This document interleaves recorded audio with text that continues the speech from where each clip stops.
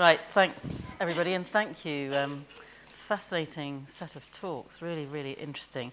I've got a few questions to start the ball rolling, and I want to start with Pete. I love this idea that you're bringing contemporary photographers to the archive and getting them to respond, and then in turn getting their work into the archive as well, so that it's there for the sake of history and for further research. And how important do you think it is for contemporary women photographers to investigate the past to discover what the future holds? Very. I think it's extraordinarily important. I think for a number of reasons. One is to kind of be, for all photographers, to kind of be aware of the history of photography. I don't think the history of photography, with all due respect to all the photography lecturers out there, is taught enough or sufficiently within kind of programs today. I know a lot of the teaching kind of goes towards establishing kind of careers and getting people out into work. But unless you know the history of your own medium, you're destined to try and make work which often is kind of, you know, people have done it years ago. And there's the old kind of P.H. Emerson, or the H.P. Robinson kind of Photoshop kind of thing. You know, he was doing it, you know, kind of mechanically in the 1860s. And so there's some things which are not new. You need to be aware of that kind of history in the general sense. I think you also kind of need to be very aware of the kind of the history of the practices and the kind of the challenges and the obstacles that women photographers face. And I think it's a fantastically informed and kind of charged environment in which you can draw inspiration and ideas and kind of knowledge for your own kind of practice. I think it's very important. No, I thought it really got my attention, that. And Merja, how, I mean, I was struck again by you talking about gender being a privilege in the case of the early photographers that you were talking about. In a way, you know, why did it stop being a privilege, and what's happening with women in Finnish fashion photography today? Yeah, that's a good question. I mean, there was a kind of invasion of men in the 60s, and somehow the situation prevailed pretty much the same in the 70s. We had one female fashion photographer who was somehow successful in the 70s, but in the 80s the women entered again. So at the moment we have again men and women working in the field of fashion photography. It's more equal now. It was a kind of a temporary, loss. Yeah. So they really are, it is quite equal now. Yeah. Yeah. Okay, nice. And Andrea, I wonder if you think that the key difficulties faced by a photographer like Ilse Bing are still relevant, could apply to a wider international audience, and are still relevant today, and what should women be doing about the issues? I think so, in some ways.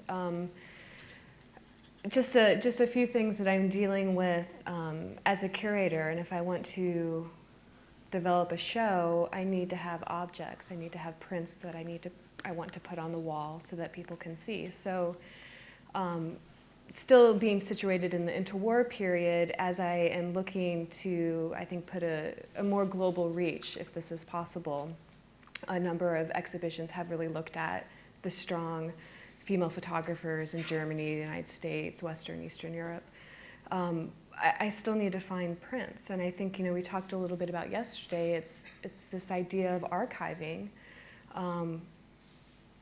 It's how do things survive, or how do they not survive? And I don't know if I can make any clear gender distinction, but I feel like a number of women's work doesn't survive. And why is that? I mean, I think some of it can be definitely across the board, experiences of war, travel. You had to pick up and leave, things got destroyed. And that happened to Bing. It wasn't necessarily because she was a woman. But a number of women photographers maybe stop photographing. They turn to their family, they do other things. And maybe that work isn't considered important enough to save. Or maybe it's hidden somewhere.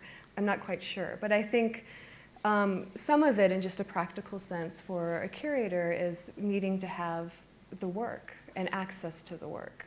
Yeah, and I was struck in both your talk and Merja's the importance of other things, social things that were going on, like the interwar period and then the 1960s, in a way, do they become equally important to investigate in terms of what impact they had on what was happening for women in photography? Absolutely.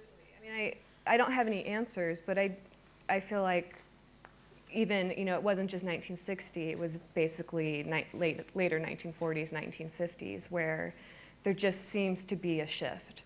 You have so many women photographers in the field working. If you go back to the contemporary literature, they're discussed with all the other photographers. You know, so there's this issue of later histories being written and not including the women. But something else I think is happening, and whether it's men returning from war, just general societal push for women to be back into the homes. You see different notions of work and place and where women should be in the public sphere. But I think you see those ramifications in photography as well. And this is wide sweeping generalizations, but something is there, something changes, absolutely. And Karen, your talk was something I know very little about, so it's absolutely fascinating, and particularly to see Anne Braben's early work, which was great. I don't know if Anne's here. I hope she is. Hope she is. Somewhere. Yes, there she is. Yeah. Woo!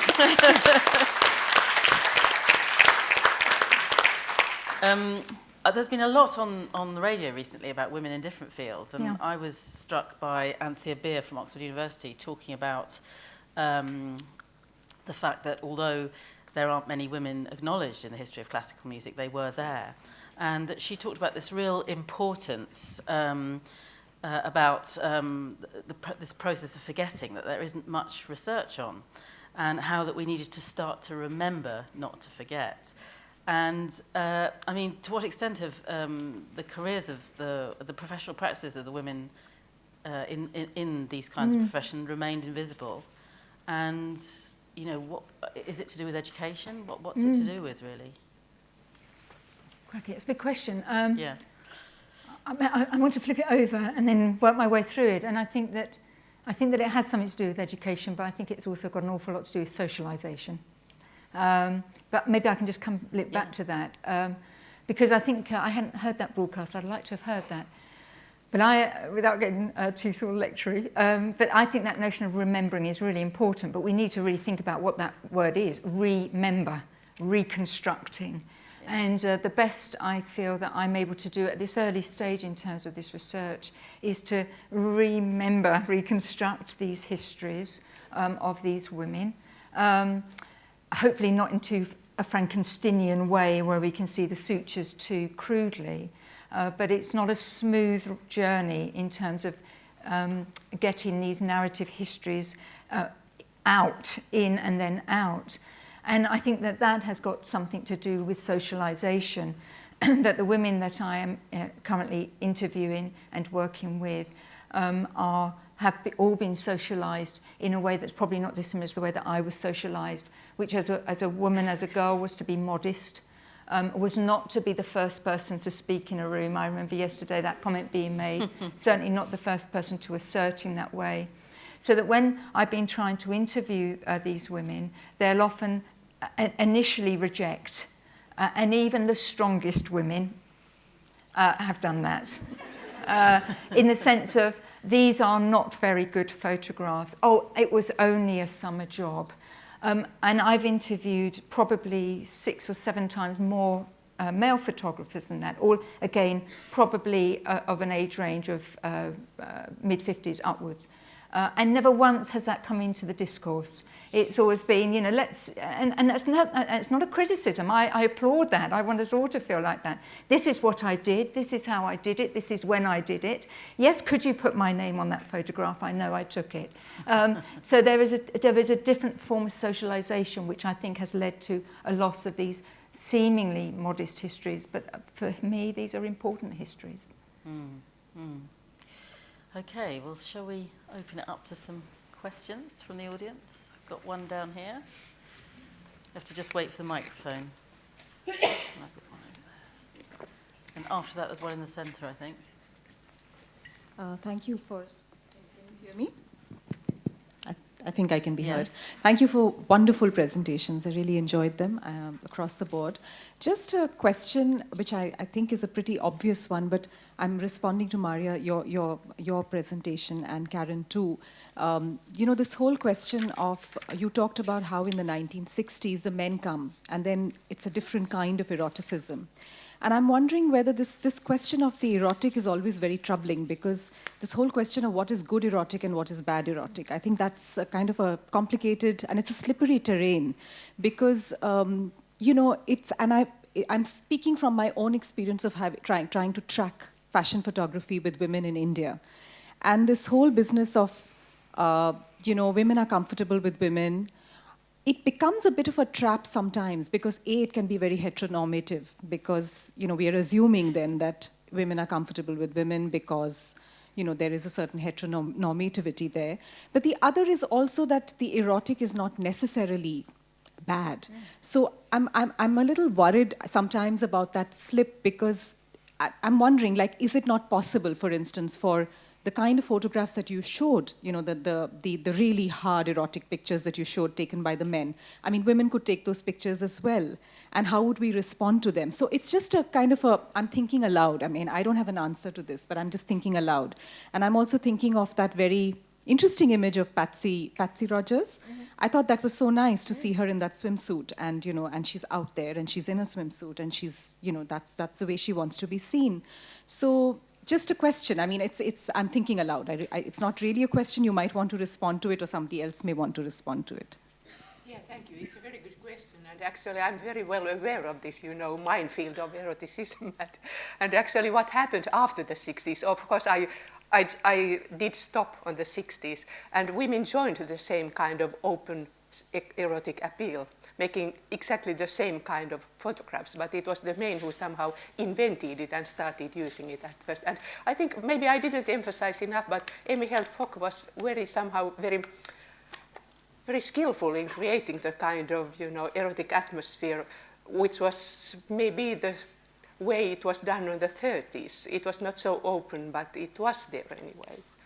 So my intention was not to say that women somehow exclude erotics in their underwear photography. Was that a good answer for your question? Okay, I think there was another one here. Two But in the Karen. centre. Oh, sorry. Did you want yes, to? Yeah, I'll just be very quick on that. Yeah, I think that Patsy felt incredibly confident in that bathing costume, and well, she should, because she, you know, was really at her height at that point, and she was a confident young woman. But I think that we just always have to bear in mind the context of and the means of how those photographs were taken, and for what purpose they were taken.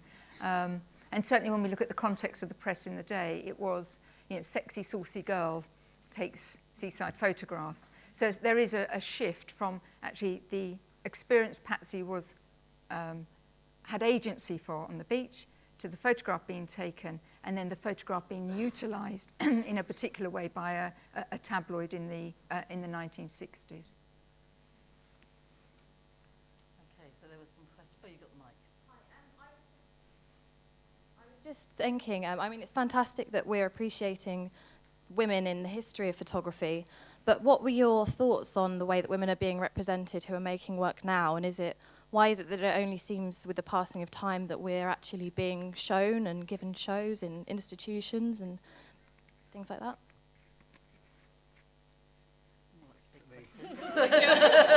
I don't work for an institution anymore, right? I can absolve myself for that one.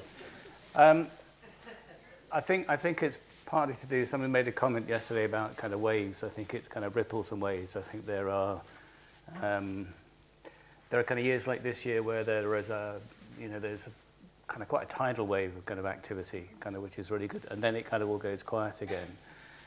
And I guess the way that kind of institutions operate are to kind of pick up on kind of trends, and they kind of cluster projects around things. So you'll get a critical mass of kind of projects happening at a particular time. I think a lot of it is down to the effort of individual researchers and curators to kind of push those agendas within institutions. I think it's also about having people working further up the hierarchy who are kind of responsive to those those kind of agendas and recognise that those things are kind of important. There's, I mean, in the same way that there's education to be done with the emerging photographers, there's a lot of education to be done with museum directors and kind of gallery directors and kind of people kind of running archives. It has to kind of operate at kind of both ends. And you're the people in the middle who kind of need to be speaking to kind of both. I think that, I mean, there's a kind of a myriad of reasons. I think the thing to do is, you know, once a kind of wave comes along, is get on that board and kind of ride it and then make sure there's another wave comes very quickly behind it. They say you wait for the 7th wave, but I don't think you can wait that long to get on the second one. And do you feel the same, Andrea? Well, I mean, I think it's an important question. It's a question that needs to be asked, and it's a question that, you know, I think a number of people are looking at and are dismayed, maybe shocked at the numbers. I think there's this attitude, we've come so far, you know, why do we need to have a show that's just about women photographers? Why are we, you know, we don't need that. But actually, when you look at the numbers, we do need it. And, you know, as Pete said, it's the responsibility of those working in the archive, in the museum, art historians, but photographers, but it's also everybody's responsibility. You need to be asking questions, you need to be looking, you need to be bringing it up, you have to have a voice, and help us find the solution. You know, I was just at a conference at the National Museum of Women in the Arts, and it was basically about this issue. Let's take a moment to look at where we're at, women in the arts, but figure out the strategies, the solutions. We didn't come with we didn't come out with the solution, but I think it's being active and figuring out ways, participating. There are some projects that are about counting. So getting some of that data about how many women are in museums, how many shows, gallery representation, et cetera. So, and there are projects that are going on that you can participate, you can go count, go to your museum, go look and bring this information and let people use this information. But I mean, that's all I can say, I guess. We all need to be responsible, we all need to work for a solution. I think there's now kind of a major problem. I mean, if there wasn't enough of a problem already, but with, you know, institutions are now so hard pressed, and certainly in this country, so hard pressed for kind of finance, and kind of researchers are so hard pressed for finance, to make an argument for a kind of an exhibition. It has to be a kind of a blockbuster or a kind of a big seller. It's got to kind of have bums on seats. And if it's not bad enough to kind of have to address that process of kind of erasure or kind of occlusion, to then have to then make an argument for a project within that, you know, the new kind of financial regimes that are kind of operating is another kind of tier of challenges, which you know, I don't know what the solution to that is. I think some of it is about trying to think of other ways of fundraising for projects, other ways of presenting, conceptualizing kind of projects. I mean, the thing that I'm kind of, you know, thinking about doing, I'm not interested in going to the Arts Council. I don't want to spend months filling in an application form, having to skew a project to kind of fit their kind of criteria, and then spend more months filling in an evaluation form and have like 2 weeks to do the project in the middle. It's kind of, it doesn't make it possible to kind of do meaningful kind of projects. There have to be other ways and kind of like collaborations and partnerships to make those kind of projects happen. And I think it's about trying to be really smart and savvy, and in a way kind of taking propositions to kind of museum directors and kind of gallerists and kind of saying, okay, well, this is what we want to do, and here's the people who are going to fund it. We're not going to come and ask you for money. They're really interested in doing it. Bang, there you go. Very interesting. That's a simple model. Yeah. Do you want Yeah, to I think it's, I'd absolutely concur with that. I think it's absolutely incumbent upon each of us to seek marginal gain where we can, whether it's as writers, curators, archivists, practitioners.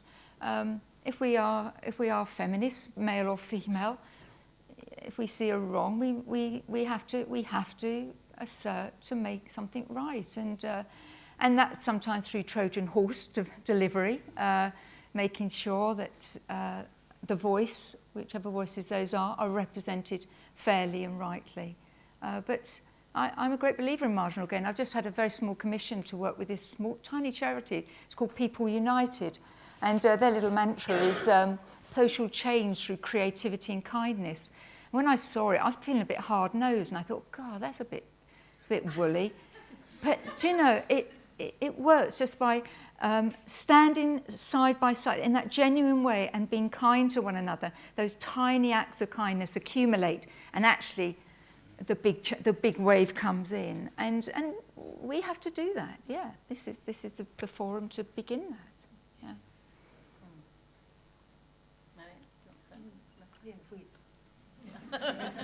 There's another question behind the person who just had Not actually a question, but if I may, I'd like to mention my mother, Dorothy Bohm, who is 91 and still taking photos over a 7-decade period. But she's best known, for those who do know her, as a so-called street photographer. But what is less well known is that she started off at Manchester College of Technology, note the name, certainly nothing to do with art. In the early 40s, she was one, I think, of 3 women among many more men, needless to say. She was trained primarily as a commercial studio portraitist. There was no mention in her training, by her own account, of any photographic history whatsoever, let alone women as photographic practitioners. She was, however, her own studio boss, taking control of her own commercial and professional life at the age of 21. And, you know, good for her. And I don't think she realizes how pioneering she was in Manchester in the early 1940s. But I also wanted to mention that there was one female model, role model, for her in Baker Street, I believe, Portman Square, Baker Street, fairly successful studio portraitist called Germaine Canova, who I believe was half Czech and half French, and I have been trying to find out more about her without any success whatsoever, so I very much welcome if anybody has any information, please do let me know. And on another topic entirely, if I may, obvious, I'm sure it's occurred to everybody here, why are there so few men? I mean, you know, it's dismaying, it's predictable, it's not really surprising, but why in 2015, or why are there so few males in this audience? Thanks, guys, for being here. Yeah. By the way.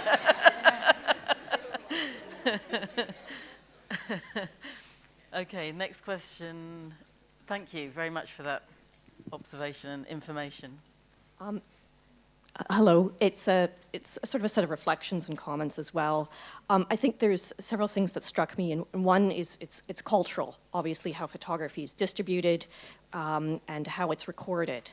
And so I wanted to say that I've had some privilege in visiting the Finnish Museum of Photography in Helsinki, and the one thing that I noticed when I was looking through the archive is that there are a lot of very early practicing female photographers, more so than you would see in sort of a Western framework.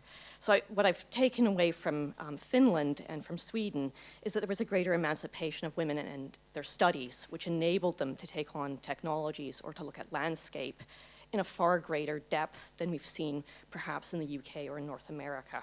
And that's something that I don't think is often mentioned from Scandinavia, because it's just understood as commonplace, but it's uncommon in other locations. Equally, I agree it's very important to know histories and to understand how to cross-reference them. And so there are a couple of thoughts that come to mind.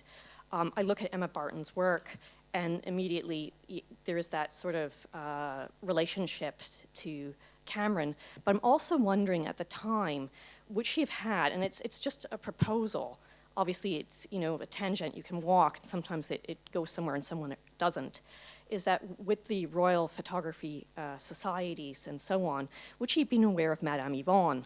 Because this is this kind of moment of that confident woman going forward, the new woman, as we see in Elsa Bing, but there's also that cross moment where there's a lot of costuming and sort of playing with the pre-hour acolytes and working within societies to restage. It's difficult to say that, I mean, there's no, as far as we know, who knows what might else turn up. There's no correspondence, there are kind of no diaries, there's no, out of the articles that she did kind of write, there's no kind of reference to that.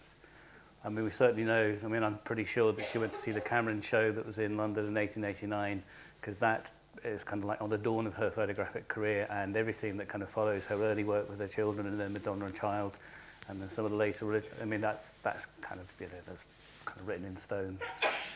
She would have submitted photographs to Royal Photographic Society touring shows, to kind of London salons. She would probably have kind of visited those exhibitions. So she would have a kind of an awareness of people like kind of Gazebir, Annie Brigman, and her kind of contemporary pictorialist photographers. I don't know to what extent she had an interest in kind of the emerging kind of modernist practice. I get the sense, and again we were kind of talking about this kind of questions we were having kind of over dinner last night, to what extent she may have travelled and kind of seen other people's work. I get the sense that Emma, I mean, all her work is based around home and it's kind of based around family. I kind of think she, and that's partly to do with kind of social conventions and lots of other things, I think she probably stayed pretty close to home. I don't know what came into her home. I mean, we know that she studied the work of the kind of the great masters. I think it's more about, she maybe through kind of reading photographic journals, she became aware of that, but I think it's more about what came into her home, which was her world, rather than what she went out to find. I commented on that, given the fact that she was working in high society, and same was Madame Yvonne, that there might have been a parallel in practice or that approach, and that Yvonne was sort of one of the first photographers accepted into the Royal Photographic Society. So there may have been, as I say, it's a tangent that's hard to walk. But I did want to just have one final word, which is there was this comment yesterday about the archive and its importance. And I think there are two difficulties with archives. And that is the moment that we live in now, which is often we collect archives in a post capacity, in a very post-reflective sort of enterprise, that an artist dies and then their material somehow has to gain new turbulence or new resilience. We're not necessarily as good at collecting current archives from photographers at work. It's very hard. It almost seems presumptuous as an artist to go to an institution's door to say, look, here I am, and this is what I do. So in that regard, I was thinking about the feminist archive. What could that be? And I think this is already what the conference is doing, is it's creating a network. And I think the feminist archive is maybe not in terms of metadata, it's in this capacity to share. So that the more we share, the more we speak, the more there's that turbulence and that capacity to distribute and consolidate work. And we see this in things like Photo Monitor. I mean, we do need more journals, we do need more art criticism, because when there is absence of that type of context, then there's also the absence of that artist being positioned and contextualized. So we've seen regional responses in great sort of focus over the last 2 days. But it would be much more interesting in a contemporary framework to see how are we functioning today, and what have we missed in the last 10 years, and what do the next 10 years have to offer? That's a very interesting point. The comment that was made yesterday about is there a kind of feminist archival practice? Archivists are professionally charged with kind of being neutral, with being objective. Their role is to say, this is the material, here's a list of it, to make it accessible for other people to come and engage with it and kind of interpret it. I think a kind of a feminist dimension within that, within a women's photographers' archives, if possible, with living photographers, is to do something we tried to do at Birmingham, which was kind of collaborative cataloguing. You work with a photographer, so the essential thing is to maintain the integrity of the intention of their work and to communicate that somehow. If you can't do that with a living photographer, then you engage with the family and the kind of the descendants who have kind of memories in their own kind of archives. It is very much about the kind of the networks that kind of come out of this conference. It's about, I think as Miranda said yesterday, it's about making sure that the material goes into the archive, that a broad spectrum of material from, whatever you would call it, vernacular photography, right the way through to kind of like contemporary fine art photography is represented there. So you see the broadest spectrum of kind of practice. Again, that kind of comes up against all the kind of financial challenges which all those institutions are facing. But I think it's only through kind of collective effort and kind of networking and sharing, bringing to bear collective pressure on institutions and kind of funding bodies that something can change there. Networking has been mentioned a few times now, and I'm wondering if you think, or contemporary women photographers do enough networking, or the right kind of networking, or no? but also, I know. okay, but there was also another part to that last questioner's question, if that one's not running, that we sort of jumped over, which was about Finland, and I slightly missed something you said, but I think you were talking about the importance of distributing and recording, which I think is absolutely vital and is also connected to networking. But also you talked something about education in Finland, that women have longer. Sorry, I just wanted to refer that back to Merja. I mean, I'm visiting Finland as an English speaker, so okay. I often will miss the context of things, but the exhibitions I've seen, so there's a great museum in Boulevardy. It's a historical museum that often exhibits materials, and it has done shows on female artists. I think this was done in the last year. And in particular, there's an emancipation in Scandinavia of women's rights very, very early on, and that culturally has an impact that positions Scandinavian artists, I believe, and this is me speaking from a more North American perspective, very differently than in other Western frameworks. And I think what is common sometimes in your own backyard is very different when you go elsewhere, and that may be that needs to be more emphasized, because sometimes that goes missing. And you see it also in the Baltics as well. And why hasn't it spread? I don't know. I do agree that, you know, the equality, it's there. I mean, if you are a woman, you have the equal rights. If you want to open a business in photography, you can do that. If you want to be educated, you just apply for the institutions. And because I have been teaching for, you know, almost 20 years now, so it's more and more women all the time. When I was studying myself photography in the 70s, we were 2 girls in the group of 10. I mean, 8 boys, 2 girls. And now almost 80% of our photography students on both MA and BA level are actually women. And also the PhD students, the majority is women. There was another point, I think. But you know, I still want to continue. I mean, it doesn't mean that, I mean, if you look at the Finnish economy, the big thing is now the computer gaming. And the most successful entrepreneurs, they are not photographers at all. They are game designers. And there are not so many women among game designers. I just want to put it in a larger context. So where was the next question? There was one in the middle, I think. Sorry, one up there. Sorry, you've got the microphone. I just wanted to flag up some names of some really amazingly important women that haven't been mentioned yet. Faye Godwin was someone who did an amazing job and worked a lot with education and talking about her own practice. Helen Chadwick also did a phenomenal job of working within education, but also I felt like yesterday we began with Joe Spencer, we didn't continue onwards, so I just had to flag up Helen Chadwick. And then I thought, oh, well, Grace Robertson hasn't been talked about. We'll talk about Ilse Bing, and that there's so many people we haven't talked about, but in fact, Sue Davis is the name I really want to flag up the most. She started the Photographers Gallery.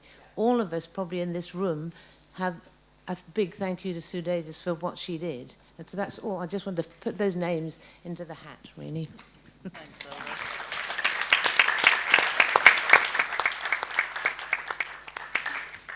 And where was there's a question over here.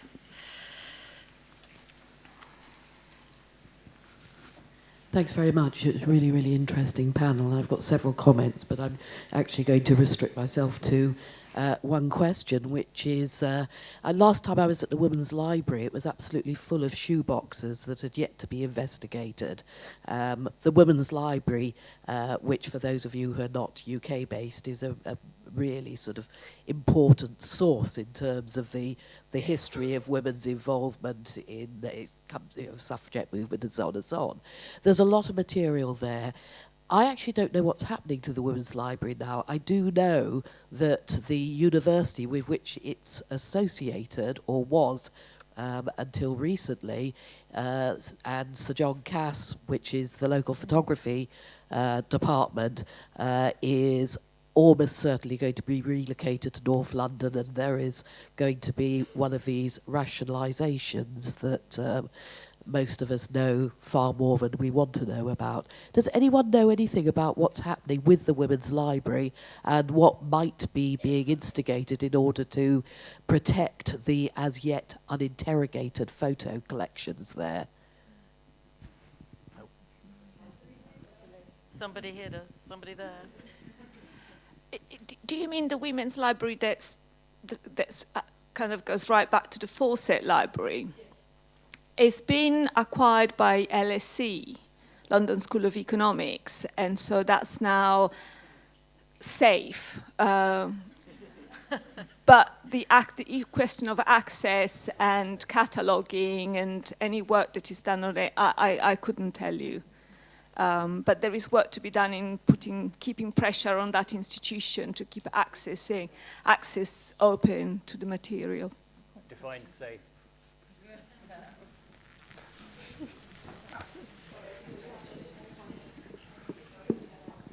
Sorry, got one up here.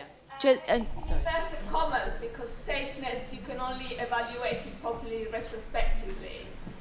We thought it was safe when it had a dedicated building. Sorry, we thought it was safe when it had a dedicated building, and we thought it was safe when it had a dedicated building, but then that dedicated building was sold on or disposed of. It was a bit of a facetious comment because I'm just interested in the shifting definition of the word safe.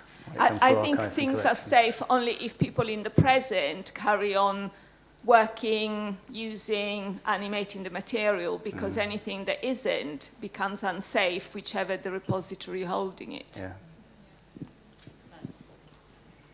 There's one more question up there, I think that, and there's one there. It was just to follow on comment about the CAS. If anybody needs to know a little bit more about the CAS, I'm happy to say something later on. My name's Heather, and that's just something that we need to save the CAS, which has links with the Women's Library, and nothing is safe as far as I can see.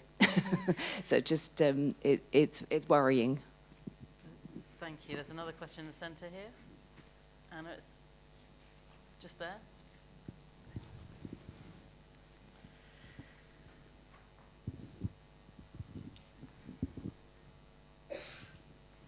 Hello. If I may, I just wanted to kind of respond to the lack of males here, if I may. With I guess slightly a kind of emotional comment. And I just think that I'm here as a feminist, as someone who's making artwork within a kind of feminist framework. But most of all, I think in my photography education, the majority, and I'd say all of the most influential people, my mentors, they've all been women. And most of them are in this room. So, why are there so few men here? I don't know, and it's worrying. So, sorry, okay? Yeah.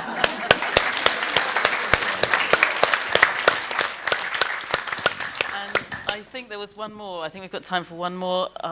That was the person who put their hand up, Brigitte, I think. Just about this word safe, many of the women here, a while ago we organised a festival for women's photographers called Signals, which was a follow-up of Spectrum. And it was after the big RA exhibition, which showed so few women photographers, as was alluded to by Liz yesterday.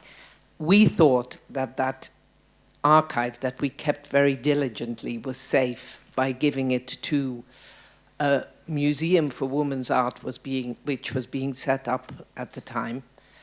And when I recently wanted to look at the history of this fantastic festival that we organized, we realized that the whole archive had been thrown away. And it's one of the reasons why nobody refers to it anymore, and we're all incredibly sad, and we're looking in our own attics to see if we can reconstruct something. But please, please, I feel so bad that happened, and let's all be very, very vigilant that the bit that we have, that at least we keep it. Thank you. One more? Okay, we've got time for the person at the back.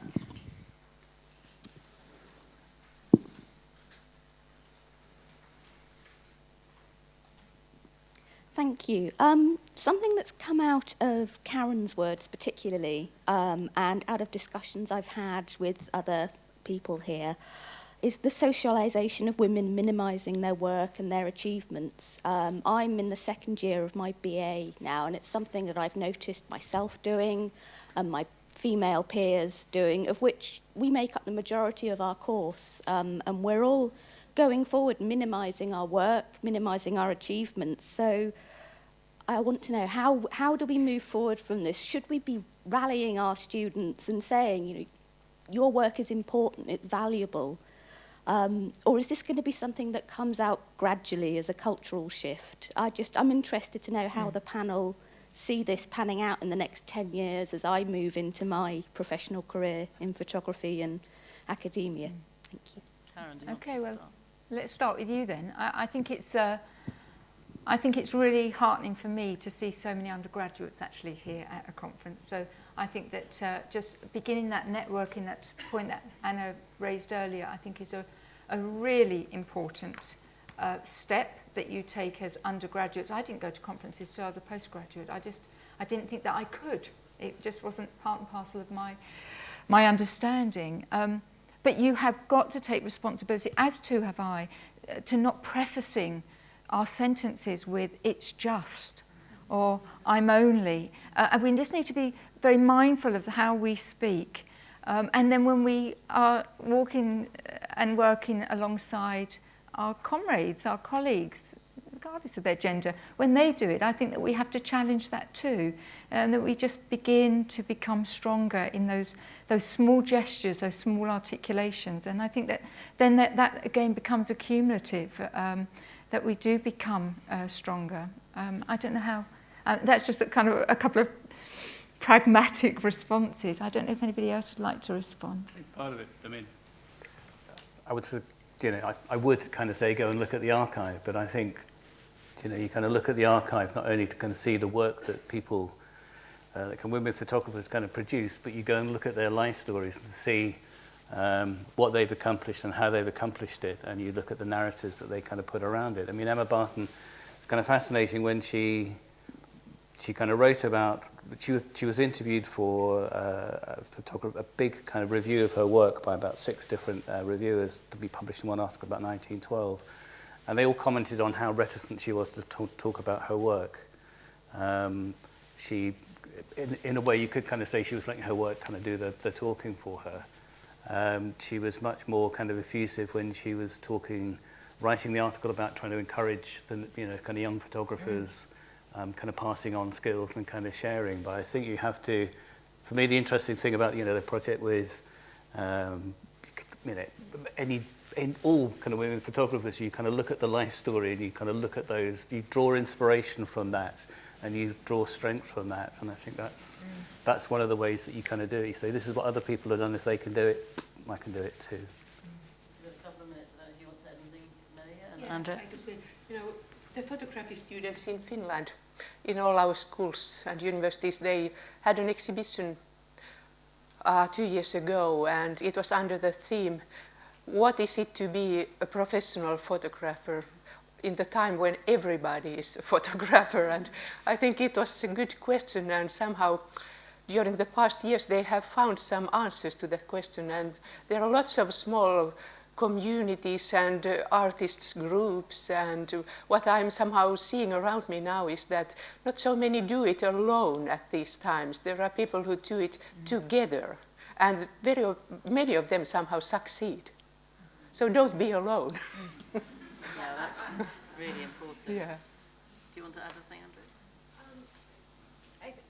I would say, in part, I'm curious to know if you feel your instructors maybe reach out to female students differently than, say, male students. And I'm just thinking of a conversation that I had with dealing with art criticism, and an editor talking about her experience with female writers and that they're less likely to resubmit.